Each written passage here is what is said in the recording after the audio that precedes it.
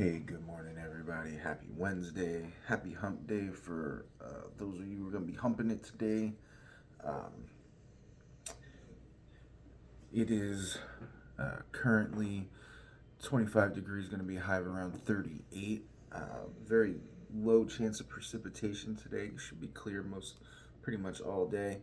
So the weather report I look at has 0% chance of precipitation. And so it must be really low percent chance because for the weather report to put a certainty on that, it probably won't precipitate today. Of course, the reason why they don't put certainties on it is because they get it wrong a lot, right? It's hard to predict who can understand God, right, completely, or predict God. um, anyway, so we've been looking at a study in doubt, and last week we were in Matthew chapter 5, or yesterday we were in Matthew chapter 6, and we were looking at the eye, right? The eye is singularly focused, and if we can't be focused on two gods, we can't serve two masters, we can't serve the Lord and Mammon, um, and we don't have to worry about there should be no anxieties. God takes care of his people, right? He takes care of his people. um, if the birds don't have to worry and he takes care of them, like, how much more does he love us, and will he take care of us? And then he says, seek ye first the kingdom of God and his righteousness, and all these things will be added unto you, right? And that's 6:33. Seek ye first the kingdom of God and his righteousness, and all these things will be added unto you. So if our eye is singularly focused, okay, singularly focused on the Lord, and not split between Mammon, right? We have nothing to doubt. We have nothing to worry about. He's going to take care of us. We don't need money necessarily for anything or everything, but I mean, he's going to provide us the money that we need. He always provides, right? And so when we go to him first and we seek him first, it's going to be added to us. He's going to take care of us. We don't have to worry about that. No doubt needs to seep in for the necessities and the provisions that are necessity. God's got that. We'd have nothing to worry about there. And so when keeping our eyes singularly focused on that, it's going to help prevent doubt from coming in. I mean, doubt may always creep in a little bit, because if there's a little bit in there, there's something for Satan to cling on to, and he'll get you. He'll get you. But if you seek God first, seek ye first the kingdom of God, right? Go to him. Go to the kingdom of God. Go to find him in his throne room. Find him in Zion, and seek ye first the kingdom of God and his righteousness, and it will be added. He's going to make sure you have it, okay? He's going to make sure you have it. So that should quell the doubt. Today we're going to be looking at Matthew chapter 14. Matthew chapter 14, and we are going to look at a very popular story when Jesus walked on water.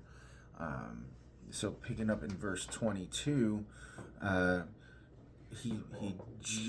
they just get done finishing the 5,000. They pick up the 12 baskets of leftover bread and fish, and it says, and straightway Jesus constrained his disciples to get into his ship and go before him unto the other side, while he sent the multitudes away.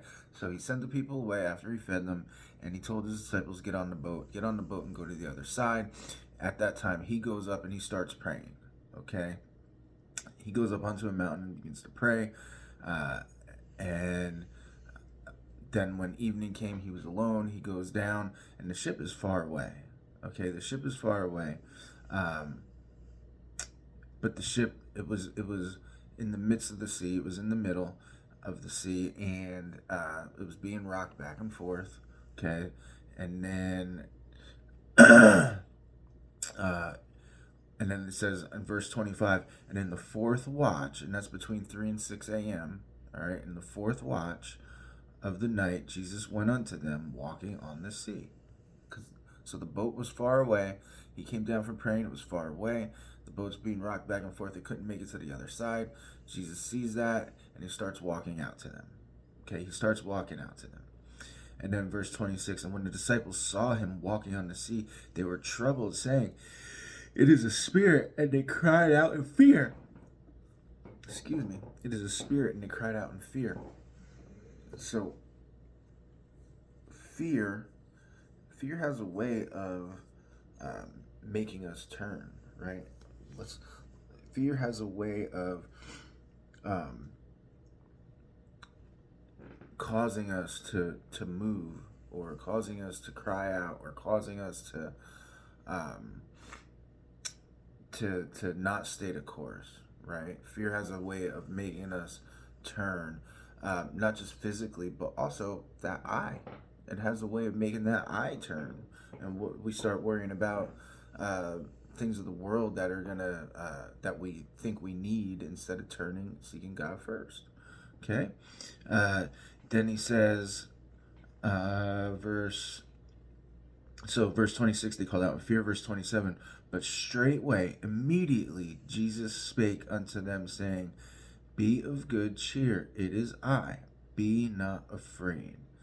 When we call out to Jesus, he answers, y'all. He answers. He does not want us to be afraid.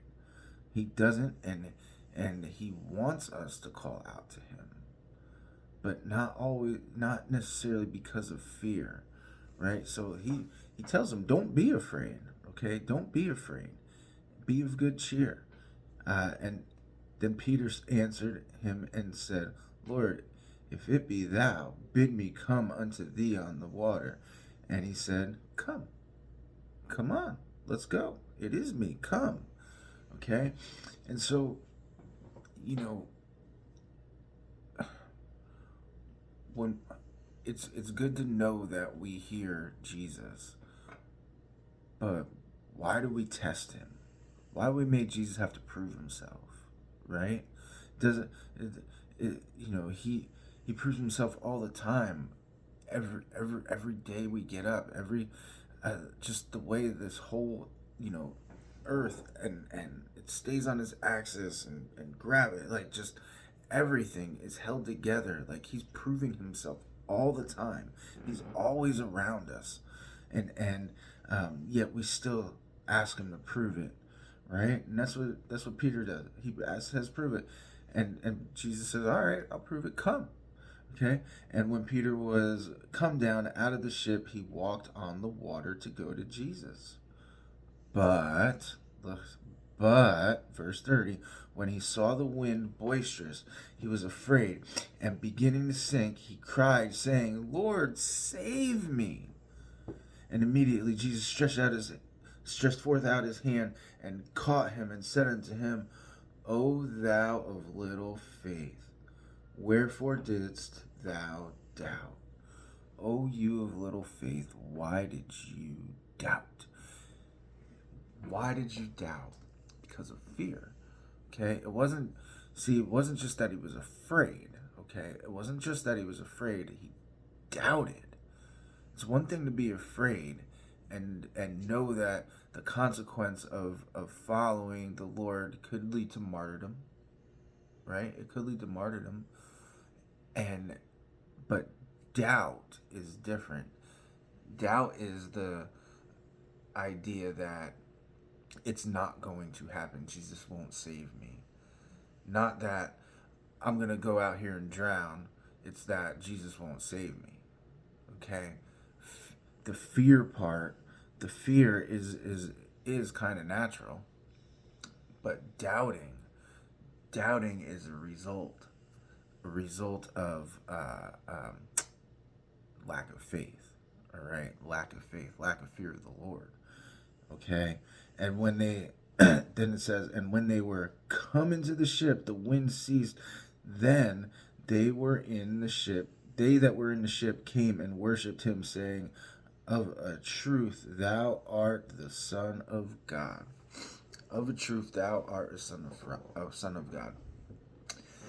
And so, sometimes the good thing about being afraid and doubting is that we call out to the Lord. Okay, he called out to the Lord, Lord, save me. And look at Jesus' response. Immediately he reached out his hand. Okay? Immediately he reached out his hand. And, what are you stuck in right now? Right? What are you stuck in right now?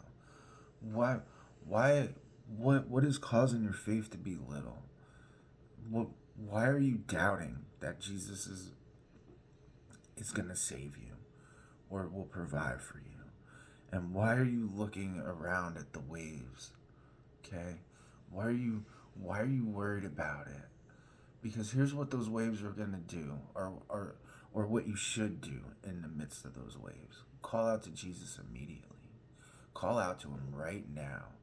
For all those who call upon the name of the Lord shall be saved. That's Romans 10:13. For all those who call upon the name of the Lord shall be saved. And he did it here for Peter. What do you think would have happened if Peter didn't call out upon the name of the Lord? Think he would have sunk?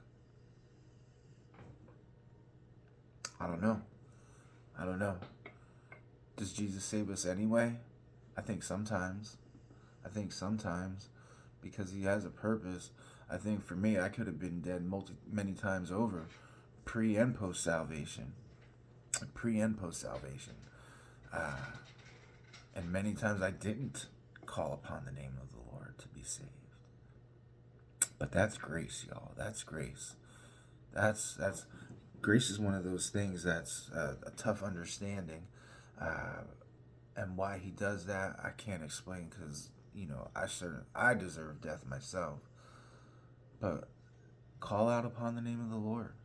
Call out upon the name of the Lord, so that fear, um, that doubt, the purpose, right? The purpose is to call upon the name of the Lord. Call upon him.